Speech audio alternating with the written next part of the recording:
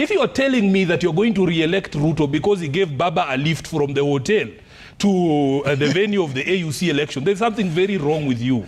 There's people who are telling us that they will vote for Raila, for Ruto, to spite those two mamambogas who are singing that they were happy in Karatina. Two mamambogas at a market in Karatina who are singing and saying they're happy that Baba lost. Now people tell us we vote for Ruto to punish those people. What sort of sense is that? That is not common sense. It is absolute absurdity. I want to tell William Ruto that the only reason he will be re-elected, because everybody knows that even him pretending to front Raila, because Raila himself has told us that he did not ask Ruto to support him.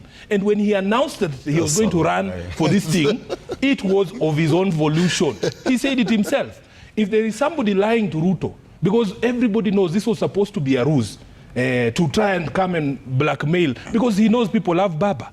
He knows people love Baba. So he comes and tells us, oh, I supported him, I helped him, I did this for him, and this and that, so that he blackmails Raila supporters emotionally, because we like when people do good things for Baba and when they honor him. But what has he done for us as a people? The people who are going to vote in this particular election will be asking those questions. Let me finish by saying that Ekuru has made a prediction here that there will be a referendum. Ekuru doesn't know how Ruto fears the people. Ruto cannot dare to put a referendum question to the people of Kenya right now. And in fact, I said yesterday, it is an insult to Raila Odinga to tell him that you can bring a constitutional amendment to put a seat for Raila Odinga. Raila Odinga fought for this constitution not because it was going to create a seat for him. He wanted us to live in dignity. He wanted us to live in a country where we are free. So you cannot tell us that you will bring a referendum to do what? To support a constitutional change to give Raila a seat. As I've said, Raila is not idle. He has things to do. He is a father, he is a husband, he is a grandfather, he is a party leader, he is a leader of the opposition. So he has things to do, Trevor. He's not idle. And I've said it here myself previously, that when Raila wants something, he will use his own mouth to tell us. There are messages that are too important to send Ojienda. I am telling you, if Raila wants to support Ruto in 2027, he will not send Ojienda. For heaven's sake, that is a message too important to be left to Ojienda, or in fact any other person. He will tell us himself. And I am telling you, I will respect his decision. If he says he's going to support Ruto, I will respect that decision. But I am telling you, and I have said it, I will tell him, I've told him, that because as SG of ODM, I have a global view of the country. I get calls from Tana River. This guy does not know. If you ask him to tell me the chairperson of ODM in Tana River, Oscar Kaseme speaks to me and he tells me in Tana River, people are saying, even if you support Ruto, you will fail. I get calls from Kericho, from Turkana. You know, that is the reason why I am convicted, because these are not things I just come up with in my head. I have a global view of the country. I have networks across the country. Okay. People tell me, I call my chairperson in Nyandarua and I ask him, were those two people who are singing in Karatina, do they reflect the view of the people in Nyandarua? Okay. And he says no. Okay. So Tom Ojienda oscillates between Muhoroni and Kondele. I have a global view of the country. He doesn't speak to the people in Kwale. Okay. So when I say these things, I know my sources, Trevor. All right. We want to make it very clear. Trevor, I deserve a right of response. No, there's something he said. There's something he said finally here, that he and Sifuna will support Ruto. Yes. In that booth, I want you to bring your cameras on the day of the election. Yes. Personally, there is no way I can support Ruto. There is no way. Okay. One of your members, George Aladwa, said something. Let's listen to what George Aladwa and Anthony Olwod said. We panga mambo hii kidogo ya hapa na pale ya 2027 kura itafuatana kuruka. Sisi tuko nyuma yako, umetembea na baba, tumeona Jumamosi, last week tumeona, na hiyo ni heshima kwa ndugu yako mkubwa. Na unapotembea ndugu yako mkubwa na mwingine anacheka, wewe cheka, na 2027 tutachekana na wewe. Na nawakumbusha wale ODM wanaongea huko kando, waongee tu, lakini sisi ODM original, Rais ni William Samoei Ruto. If there is one reason why I am associated with the president, mimi mambo ya 2027 watatupanga na baba wakisema tutafuata. Watatupanga. Na wale watu wanasema AU sijui nini, wakitupanga na baba 2027 hiyo tutafuata. wakisema tutafuata, na Ladwa is your Nairobi County. Correct. So let me just reiterate. I'll give you a chance. My condole people. Yeah. But let me. I must have a right of response to his allegations. Yeah. When you respond, tell us who's the chairman of Third Way Alliance. I have told you, Trevor. There are messages too important to be left with a Ladwa. That is the chairman. That's what I'm telling you, and I'm the SG. And I've said in ODM, everybody will be allowed to say their piece. Aladwa has one vote, Sifuna has one vote. Let him cast his vote for Ruto. I will not cast my vote for Ruto. It is that simple. This is the democracy that we enjoy in ODM. Let him speak. And you see, the thing that amuses me is that these guys will run around saying all sorts of things. They say, oh, we will support Ruto. When Sifuna says, he will not support Ruto. Suddenly, they cry for months. Like after this show, they'll be wailing for a month, saying, oh, how can Sifuna say this? I have a mouth. Just like Aladwa's mouth. In fact, we are the same because he's a lawyer like me.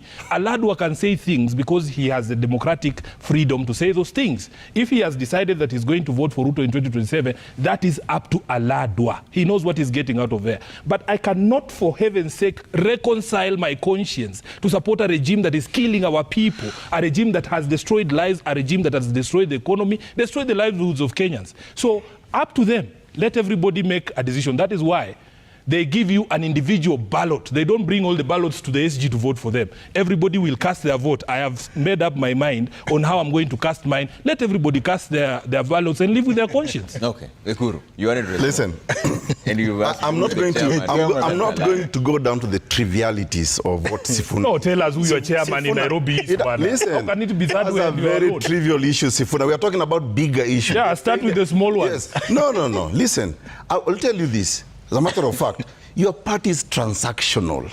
Tell us who your chairman in Nairobi is. You are tumbo cracks. Do you have a chairman? Yes, we do. Who? We do. In fact, what is his name? You know, you are betraying even your you don't know your own chairman's name, brother. You don't have a chairman in Nairobi. Is that really? The entire party is Ekuru Aukot. Talk about your party. You know, for heaven's sake, promote your own party. Sifuna, if you are to just invoke maybe your legal research methods, I'm not doing a research paper. No, I'm telling you. You just speak about Third Way Alliance. Let him talk about Third Way Alliance. Are you going to vote for Ruto? Those are the issues we discuss. Whether I vote for Ruto or not, you are talking about 2027. We are talking about the daily struggles that Kenyans are going through today. Let's talk about those. Including the fact that, and I agree to you to the extent that this is a failed regime, but you're fraternizing with it. Stop this pretense that ODM is an independent party, you're 5 million. You've never won an election. As I said in my opening statement, yeah? Just like me, I also lost one election. But how many elections? When you are running, yes, when you are running alone, you are the only opposition party and you lost. I have lost one election, Trevor. Do you still hold the ground that President William Ruto will lose the election in 2027, even with support from Raila Odinga? First, campaigns have begun. I don't know what the Deputy President is talking there. He's addressing a rally, a political rally. They have already begun campaigns for 2027. Let me say one thing about what my colleagues have said. I will answer your question. As senators, really, there are things that I don't expect a senator to say. If the document says, Hillary, that we must protect devolution so that there are no clawbacks, if the national government wants to undertake county functions, there is a procedure. CDF. There is a procedure for that. You cannot be supporting it, and yet you are sworn to defend devolution, devolved units, and their governments. Thirdly, Trevor, if indeed Ojenda was honest about dealing with the question of marginalization, there is a fund established under this constitution called the Equalization Fund. He would be pushing for the national government to honor its obligations under that particular fund so that all of us who have faced marginalization, and I've said, all of us who support Raila Odinga, we have been marginalized. And Raila Odinga is a leader of all of us. Let us also not forget William Ruto's role in that marginalization. In the past 10 years, it is this same William Ruto who was Deputy President of the Republic. So when that marginalization was happening, as they are saying these days, how has he suddenly become clever? Where was he in 2013, 2020, when all these road projects were being taken to these other areas? When we in ODM were being marginalized by the Jubilee administration under his stewardship together with the former president, where was his cleverness? Where was his cleverness that we are hearing from here? Now, to your question, No. Lastly, there is something he said here that the president has championed the devolution. Last year, in fact, it was the last financial year. We were shocked as a Senate. We passed a bill, the Division of Revenue Bill, allocating 385 billion Kenyan shillings to county governments. The president brought it back with a memorandum suggesting that we as a Senate cut that allocation back to 380. This is the same president who stood up recently and said, awachiwe barabara za county. The constitution under the 4th schedule defines 2 levels of roads, national roads and county roads. A supporter of devolution cannot stand up and say, muniwachi hizi barabara. Hilary, let us be honest even in these discussions, that if there is an enemy of devolution, you say this is an enemy of devolution because of his own conduct and his words. If it were not for us as a Senate to stand up and say we cannot send money that is less than what we had allocated, even in the previous financial year, counties would not have gotten this 387. That was not William Ruto. It was me as a senator sitting in the mediation committee with the National Assembly fighting for those resources as I swore to do. To your question, Trevor, ODM, we have said repeatedly, including as recently as when we were in Mombasa, for an event there with Honorable Raila Odinga, that ODM exists to fight for political power in these democratic processes. We still intend, we have not given up our quest to lead this country.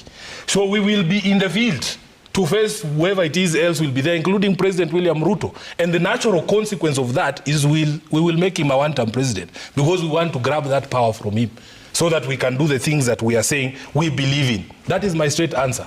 And it doesn't matter how cleverly you people frame this question. My views are never going to change, Trevor, because I still continue to receive feedback that even with this so-called, call it broad-based. There is no harm. Call it broad-based. This so-called development tours. He is still facing a lot of resistance. Tom Ojenda, my brother, let us focus on software issues as well. You know, I was explaining to Oburu because he said, which other rights do you want, you people? If you have gotten roads, if you have got...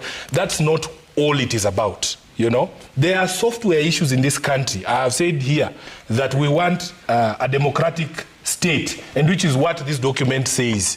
Unaona? Trevor, these people don't want to read this document, or they don't want me but I've read it. A nation will not develop without reinforcing democratic governance and the rule of law. My brother, democratic governance is such that you cannot go after the BBC for just telling you that this is what happened.